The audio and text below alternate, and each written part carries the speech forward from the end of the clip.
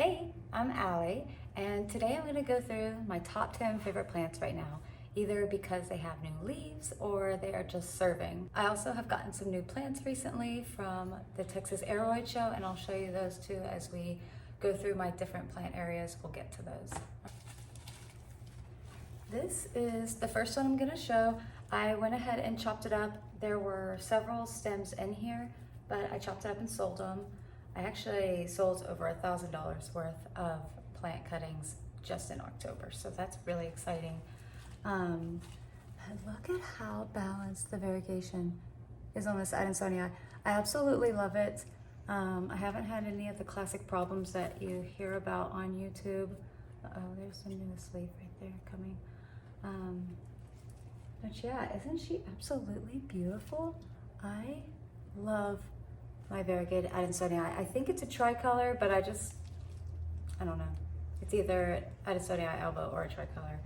It has quite a bit of yellow. Some leaves have white, some leaves have yellow. I thought it was related to the type of light I was giving it, but it seems to be quite random. You can see the different colors it has, so calling it a tricolor seems appropriate. So that's that. My Frydek is the next one I want to show. So this is obviously like an exquisite plant. I absolutely love my Frydek, but this is the new leaf that it just popped out. It's still expanding. It's very, very variegated, like unbelievable. And this big mama, oh my gosh, look, there's even another corm right there. This big mama has put out so many corms for me that I have a little army of baby variegated Frydeks that I can't bring myself to sell because they're only being sold for like 40 bucks each, and I love them. I want a whole army of them. Like, here's two of them that I just have out here. Aren't they so cute? I'm obsessed. I'm absolutely obsessed. Another plant that really took me by surprise was this long lobia. Look at the size of this leaf. Look at the lobes. Can I get it? Scoot it back. Here it is next to my head, right? This thing is enormous. Like, that's its size. It's incredible. I absolutely love the long lobia. Then, since we're just gonna be here with all of my alocasias, my variegated dragon scale put out this new leaf. Isn't it absolutely amazing? Like, I'm at a loss for words to describe how beautiful this plant is. And I have a little damage here because my squamiferum's guttation off the end of its leaf keeps dropping on it, but that's fine. But oh my God, look at it. Look at it. It's just delicious. Absolutely delicious. My alocasia black stem, which I think I showed you for the first time in my last video, put out these last two leaves. Look at that, that's the newest leaf. It's just, the variegation on it is so balanced and so beautiful. I absolutely can't stop raving about that one. And then, who else was on my list? Oh, my black velvet.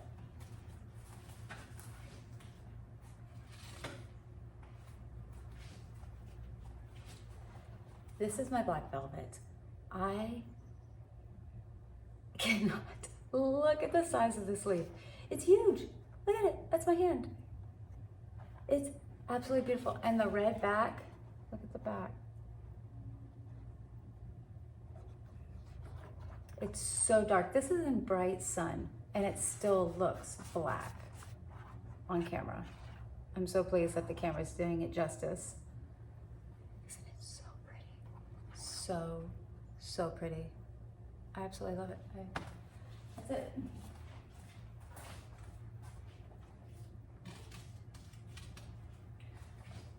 I also have a ton of corms from the black velvet that's coming. New leaf from my politiform. It's still expanding. It's going to be so much bigger than the previous leaf. Oh yeah, here. There's a little black velvet corm. Isn't she cute? Okay. Well, I guess this alocasia did put out a new leaf. You want to see this one? Look how cute. How cute are you? But that's getting off track. So let's get back to the list. I've gone through all of my alocasias. I have 2 philodendrons I want to add, some carnivorous plants, and some anthuriums that I want to talk about. Okay, so we've moved on from alocasias. I guess we can start talking about some of my anthuriums that are just serving. Look at my queen. My queen. She has a new leaf coming. Isn't she adorable? Look at it. It just came out, so it's going to expand. But yeah, isn't she beautiful? Oh, maybe not this one. It's not very happy with me. I might end up putting this in my anthurium cabinet because I recently took my little baby anthurium, queen anthurium, out. And all these leaves were perfect until I pulled it out of the cabinet. So it's probably gonna go back in the cabinet. But that baby actually was a cutting off of the mama. And my king anthurium's also putting out a leaf simultaneously. Everybody is just looking so good.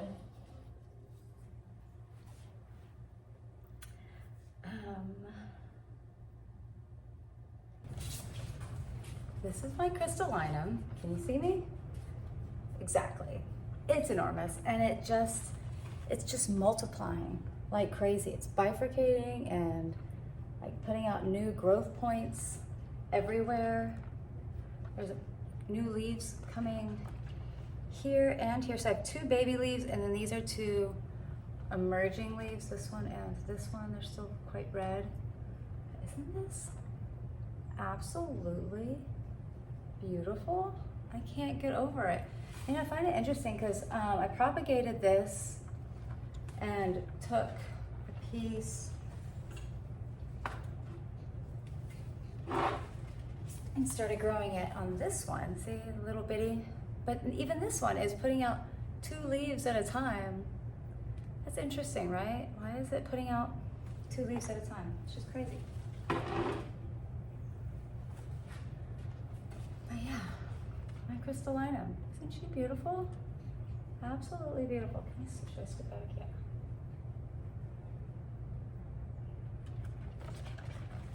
So pretty.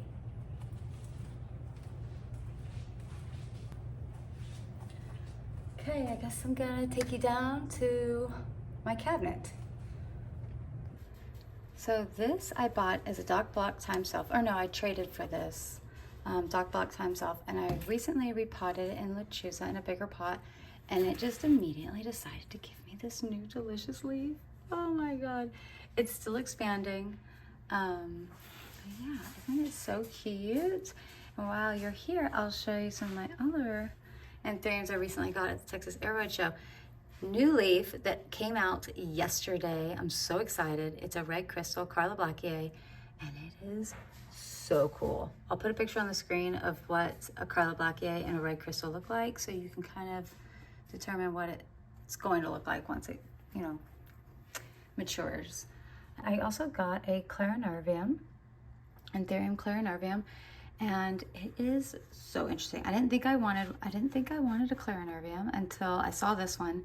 It has 2 inflows, and it even looks like it might have self-pollinated a little bit on that inflow, which will be quite exciting to experiment with. Also is busting out a new leaf already. The other new one I got was this No ID. She is absolutely exquisite. Now she came in a bag, so obviously she has some cosmetic damage.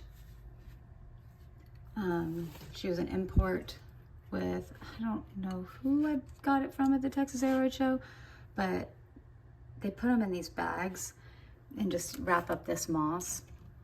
And so they do get damaged. But I saw this at the show and I wasn't gonna get it because I was like, it's No ID. I don't really know what it is, but it just spoke to me. It's so dark. Like, look how dark it is. It's so dark. I really appreciated the vibrant veining and the shape. It kind of reminds me of a papillonaminum, especially when you see like these leaves, how it's kind of curving in a little bit, and the lobes. But yeah, it just had an inflow. It seemed very healthy. None of the leaves have dropped, and I've had it for about a week now. Had it for a little over a week now. I did cut off some older leaves that were down here, and I did the same with the crystallinum. But really, even after losing those leaves, it still has plenty. Like, absolutely exquisite. I am so pleased. And now this has kind of become like a little anthurium cabinet. I put my veitchii seedlings in here. I got more of my army of variegated frydecks. But yeah, aren't they so cute? I love it, love it, love it. I also installed a little fan for this cabinet because the humidity was just fogging up this glass entirely. And then more armies of cuttings that I haven't sold yet. Oh, and I put some weather stripping on my cabinet as well, there and here. So the humidity just says high. It says 99 and then it bumps it right up to high, and it's 100%. Isn't it so beautiful? I absolutely love my cabinet. Oh, carnivorous plant. I propagated it and it rerooted, and I'm so pleased that that worked because now I have a little bit more confidence in propagating more of my carnivorous plants. So that's really exciting. It's a super rainy day, so obviously the bucket is full, but oh my gosh, these little trumpet pitcher plants have been serving all summer. Look at how beautiful it is. So they're quite full. They're like full of water from the rain, but isn't it so gorgeous? I absolutely love this, and I traded everything I brought to the trade for this. I love, look at all the little babies going on down there. Oh my God. And then I picked off the baby and tried to reroot it. I'm gonna see if it works. Let me just rescue that real quick.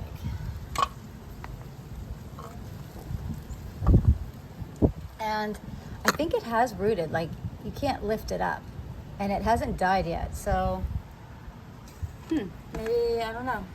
But it just sits out here. It really appreciates the super bright sun. And I also should just dump out that water, but I can't. It's precious rainwater. That's actually where my clarinervium lives, up on this thingy. But as you pan down, you will see my new carnivorous plants. So I believe this one is a lady luck, and I don't know how they treat for pests for carnivorous plants considering they eat bugs. So I decided to put it in this jar with cellophane on top just to kind of like see it out before I contaminate my entire collection. But it arrived with like several pictures and looking so good. And I also got this one, which is, I'll put a picture on the screen of what it's supposed to look like. But here she is, still just a little baby seedling. But again, it came with quite a few pictures, and I just repotted them in nothing but sphagnum moss.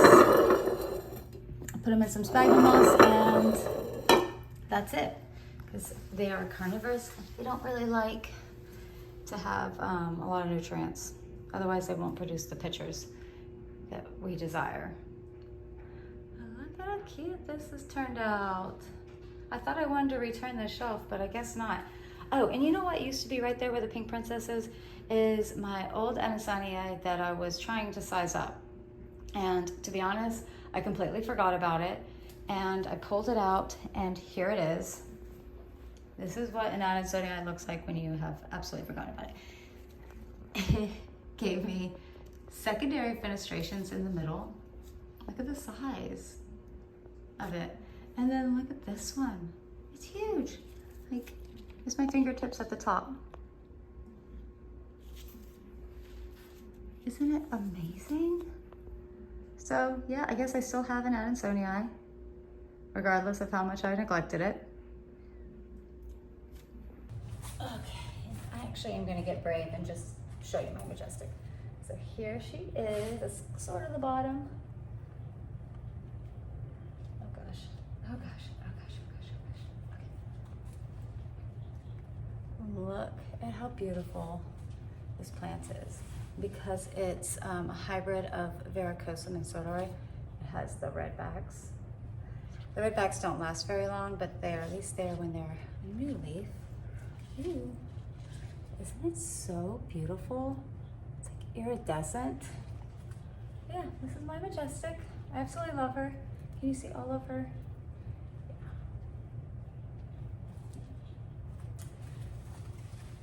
Yeah. So she is what I would consider serving. My Majestic is so beautiful. It lives up to the name. This is my Splendid. She's made a full recovery from the spider mites. I went ahead and took all the other extra stems out and propagated them and sold them. But look at the velvety, delicious leaf. Like, oh my God. I love my Philodendron Splendid. And I just have her on a moss pole, and let's use a pond, a self-watering pot. And here she is. You know who also made a full recovery from spider mites in the quarantine zone? Was my Lauterbachia.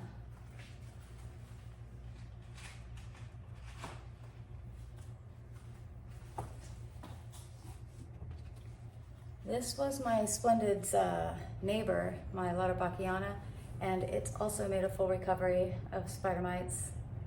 Isn't she really gorgeous? This is an incredible alocasia.